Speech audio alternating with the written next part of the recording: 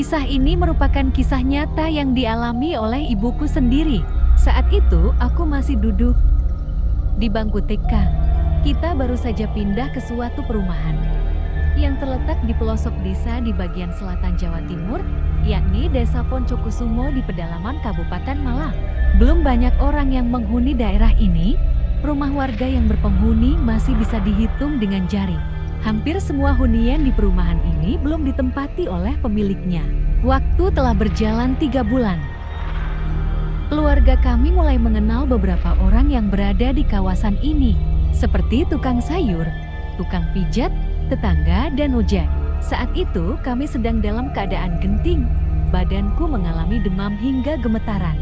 Rumah sakit amat jauh. Kita harus menempuh jalan menuju kota jika ingin berangkat ke sana. Sehingga hal itu tidak mungkin dilakukan karena terlalu jauh dan repot. Lokasi di sekitar area perumahan masih sawah-sawah, semak belukar, ladang dan hutan pohon jati.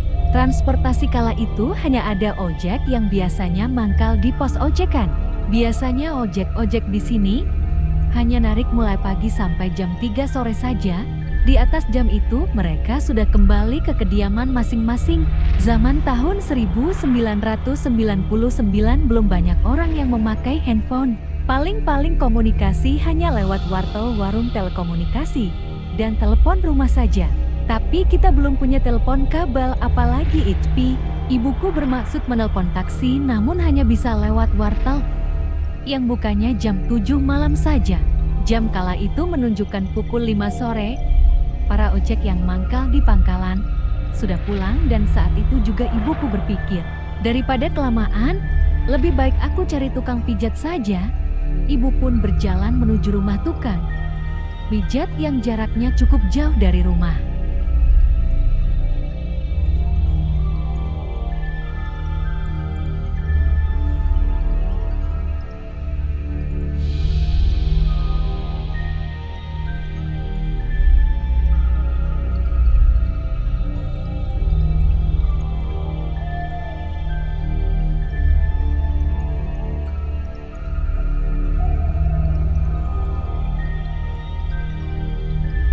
Jalan menuju rumah si tukang pijat tidaklah mudah.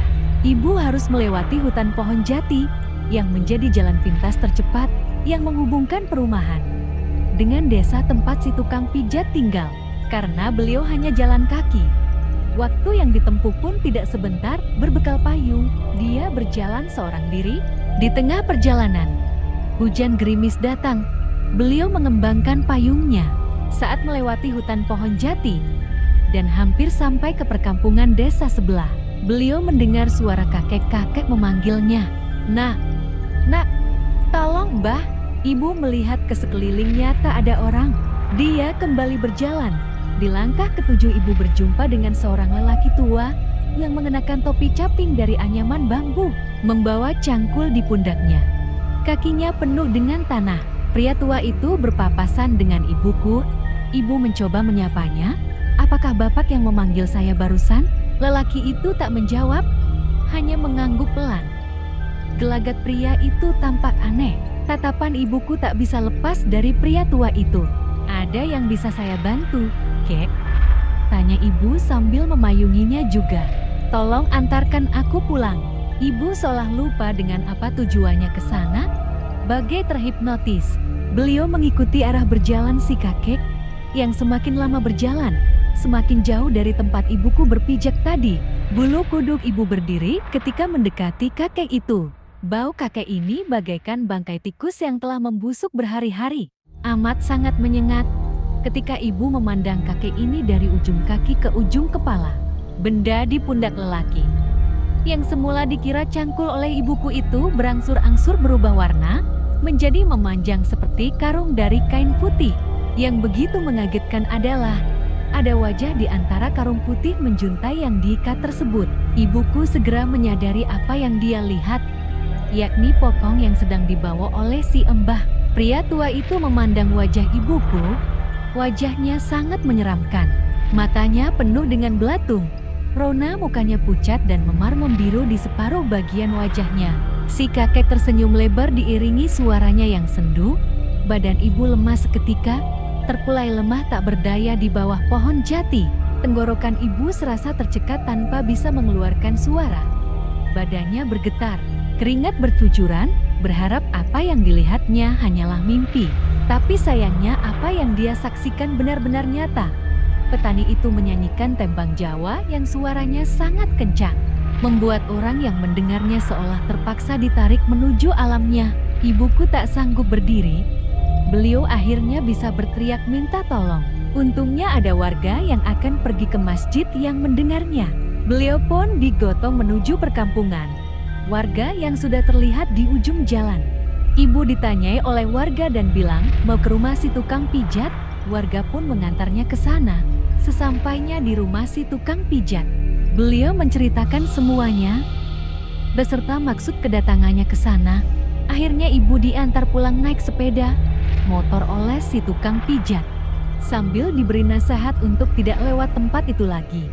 Sebab hutan pohon jati itu memang sudah tak diragukan kemistisannya. Penampakan sosok petani itu telah banyak diketahui warga. Untung saja ibu segera menyadari bahwa yang dilihat itu bukan manusia. Banyak warga yang hilang beberapa hari dan mengaku diajak Mbah Wiro main ke tempatnya. Begitu kembali, ucap si tukang pijat, konon katanya sosok petani tua itu dulunya bernama Mbah Wiro. Dia dulu manusia biasa, hidup di kawasan perkampungan yang sama dengan si tukang pijat. Mbah Wiro tinggal hanya bersama cucu semata wayangnya. Namun cucunya meninggal di usianya yang masih anak-anak. Di hari pemakaman cucunya, Mbah Wiro tidak rela jika cucu kesayangannya tersebut meninggal. Dia kembali membongkar makam sang cucu untuk dibawanya pulang. Saat itu penduduk sudah melarang keras perbuatan Mbah Wiro, tapi dia tetap ngotot. Beberapa hari kemudian dia menyusul cucunya dengan jalan mengakhiri hidupnya sendiri. Beliau dimakamkan di pemakaman yang letaknya tidak jauh dengan hutan pohon jati. Penduduk setempat sangat menghindari lewat jalan itu kecuali di siang hari. Cerita ini baru beliau sampaikan ketika aku dirasa cukup matang, yaitu saat sudah masuk SMP.